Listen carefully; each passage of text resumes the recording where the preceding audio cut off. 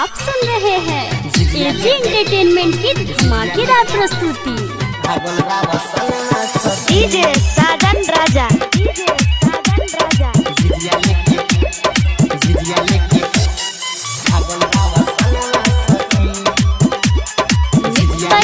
Recording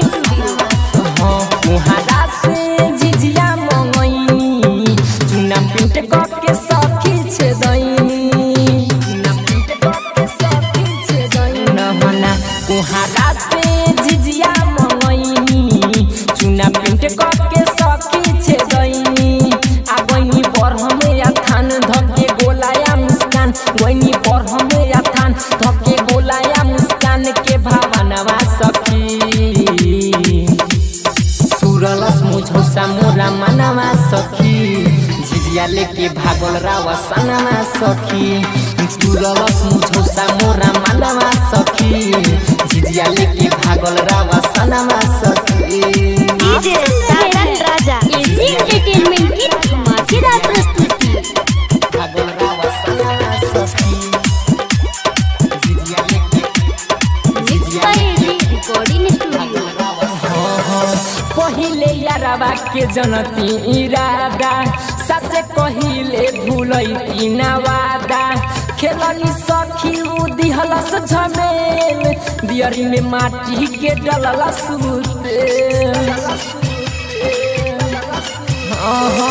पहिले यारवा के जनती इरादा सचे कहिले भूलई ना वादा खेलनी सखी दिहलस झमेल दियरी में डललस माटी के तेल मुझसे निकलता गाड़ी मन करे नोची दाढ़ी मुझसे निकलता गाड़ी मन करे नोची दाढ़ी जाय मोकारा भावनवा सखी तुरलस मुझौसा मोरा मनवा सखी जिजिया लेके भागल रावा सनमा सखी तुरलस मुझौसा मोरा मनवा सखी जिजिया लेके भागल रावा सनमा सखी।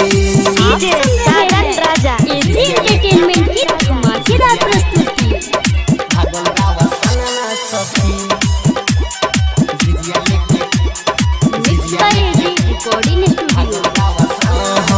हरि शरण रौशन राजू देवेंद्र दिल तोड़ दिल आजू डीजे साजन आवम परकाश लाठी लेके ऊ खोजता बस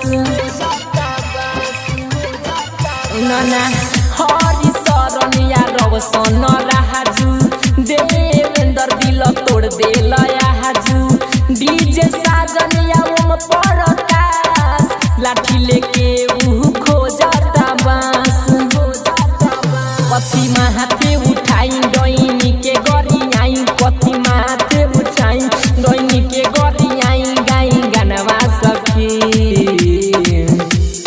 तुरलस मुझौसा मोरा मनवा सखी जिजिया लेके भागल रावा सनमा सखी तुरलस मुझौसा मोरा मनवा सखी जिजिया लेके भागल रावा सनमा सखी।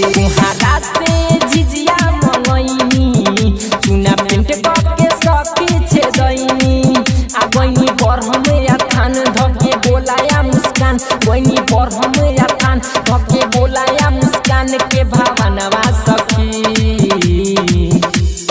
तुरलस मुझौसा मोरा मनवा सखी जिजिया लेके भागल रावा सनमा सखी तुरलस मुझौसा मोरा मनवा सखी जिजिया लेके भागल रावा सनमा सखी। रिकॉर्डिंग स्टूडियो रोशनपुर सपहा।